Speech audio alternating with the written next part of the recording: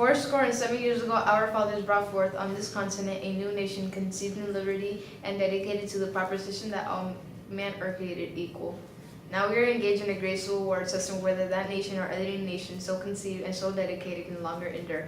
We are met on a great battlefield of the world. We have come to dedicate a portion of the field as a final resting place for those who here gave their lives that that nation might live. It is altogether fitting and proper that we should do this. But in a larger sense, we cannot dedicate, we cannot consecrate, we cannot hallow this ground. The brave men, living and dead, who struggle here, have consecrated it far above our poor power to add or detract.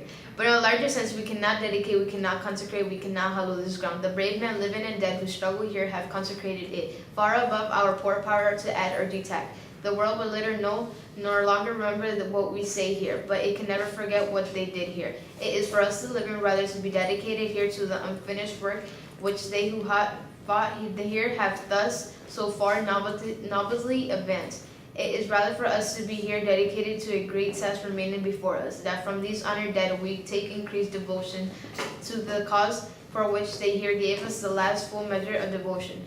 That we here highly resolve that these dead should not have died in vain, that the nation under God should have a new birth of freedom, that the government of the people, by the people, for the people should not persist from earth.